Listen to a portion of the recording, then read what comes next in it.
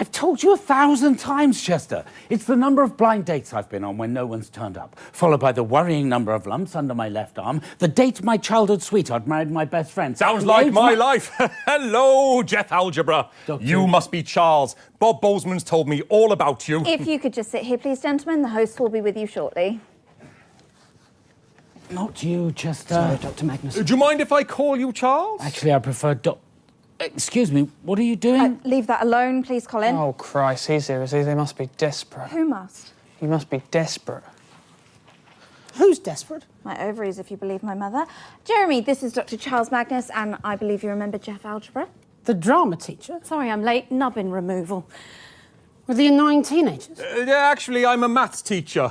Wonderful. In that case, you're overqualified for this dumb show. Maths teacher. And, of course, soon-to-be biographer. Eh, Charlie?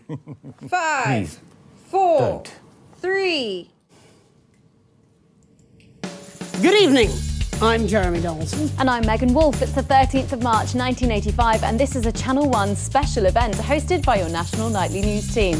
In a laboratory, nestled in the sleepy hills of Chintlebury, Dr. Charles Magnus and his optimistically named Happiness Collective Is that Chintle with an I or a Y? have been working on a secret project. They claim their Euphoria device will raise overall happiness levels throughout the country. Tonight, live on Channel 1, we'll be putting that claim to the test. We're delighted, it says here, to welcome the project lead, Dr. Charles Magnus, for some inexplicable reason, a maths teacher. And biographer. What are you talking about? We'll have reporters the length and breadth of the country, and of course those all-important results. So don't move that dial. Stick with Channel 1 all evening as we bring you The Night of Smiles. 45 seconds back. Sorry, Geoff, you know you're not meant to be saying that now. Oh, sorry. Sorry, Megan. I got carried away. It's only my second time on TV, you know. You can barely tell. Both times with you, actually. You're like my lucky charm. Angela will get jealous. And, of course, I'll be back when the show's done. Bob's promised me that this afternoon. Sorry, you mean Robert Bozeman? Yes. Yes, he's hired me to write a 4-part TV dramatisation of the life of this chap right here. Me? Well, I haven't consented to seconds. this. Apparently you have. Check the contract. Going in 5, 4, 3. Welcome back. In just a few minutes, the impressive machine behind me will be activated in the first ever mass experiment of its type. But before we begin the bliss, let's meet our guests, Dr. Charles Magnus and his official biographer, Geoff Algebra. Hello. It's a pleasure to be back, Megan. A big day for you. You must be feeling overwhelmed, I imagine. Christ, yes. Do you know, I had to jump in a taxi straight after the Year 10 Drama Club just to get here today. So all in all, I'd say it is pretty bloody thrilling. I think she was talking to the doctor. Oh, yes. Of course. Sorry. Dr. Magnus, an exciting day. Well, yes, it is, after all, the apex of my life's endeavour. Oh, cracking stuff. Apex of my endeavour. Cracking. Quite a daunting task you've undertaken. Yeah, do you know what? I thought so too. But I was pacing around in that little holding area you have for guests through there. The green room. No, it's a sort of pinky purple. Yeah. Anyway, I was pacing around in there asking myself, what have I got in common with a great big brain box like Chaz here? Please don't touch me. But how does a numbskull like me connect with a chuffing genius like the Chaz? I really don't like either of those names. But then we were talking before the show. Were we? And he told me a story from his life, and I realised that this genius and What story is we're this? the same. I don't like talking about myself. You see, when I was 16, there was only one girl that I wanted to invite to the school dance.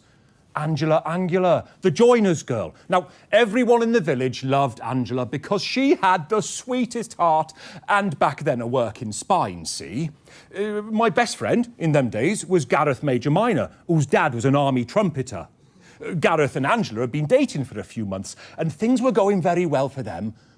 But I was lonely, see? I'm not sure what this has to do with my life. Ah, well, Gareth confided in me that he'd been having some trouble in the bedroom department.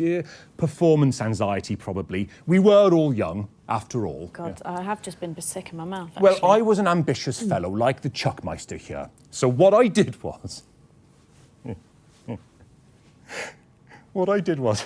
I convinced Angela that the reason for Gareth's disappointing nocturnal activities...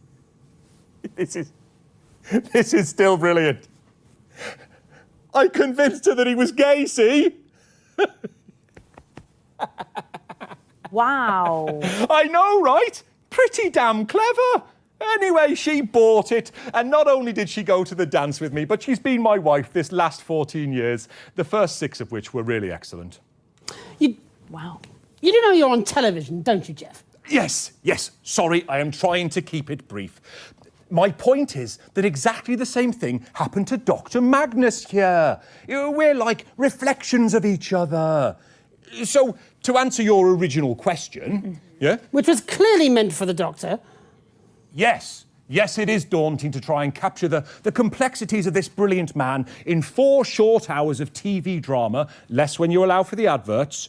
But you see, I've got a hook to start from, a place of truth, because we're so similar, Chip and I. This is outrageous. Outrageous fortune. Don't even know this, man. We are in no way like... I thought we were here to talk about the machine. No one cares about the science. It's all about the human story. Well, perhaps you could just try and talk about what we're choosing to call the science for just a moment. Sorry, Jeremy. Well, there is no time, I'm afraid. We're going to have to go live now to Advance's brand new headquarters for a special message of goodwill from the Prime Ministers. Let's go to that now. Okay, that's a minute back. Can we get everyone to the machine? Oh, yes. Hey, maybe we should push the button together, Charlie? Actually, that's... No one cares about you. It's all about Chuck and me. 2 peas in a pod, making history together. Listen to me, you stupid twat. We are not 2 peas in a pod.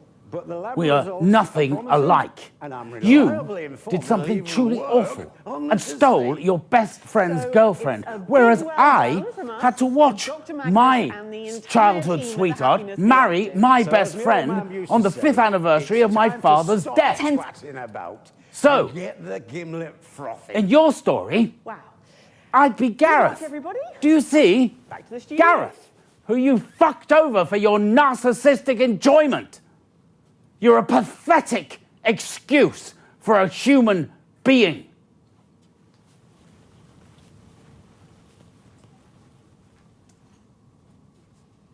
Right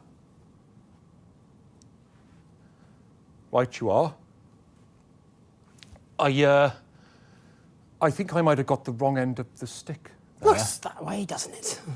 So I'm not pushing the button? No! Definitely not. We're live. Yes, fantastic. That was the Prime Minister's there. And, of course, without the assets and wealth funding... Yeah, well, I'd still be teaching... Yes. Not me again, right. Yeah. You're Chester. Chester Mims, 24. My party tricks include close-up card magic, playing the banjo, and no gag reflex. Oh, good list. And you'll be pressing this big button for us and starting the experiment, is that correct? Yes. One man shall push a button and the rest of mankind shall smile. That's Mims with 2 M's. Right you are. Well, I think we can get a counter on the screen now. And 1 M at the beginning, obviously. We're going in 10, So 3 then. 9, 8, 7, 6, 5, come on. 4, 3, 2, 1...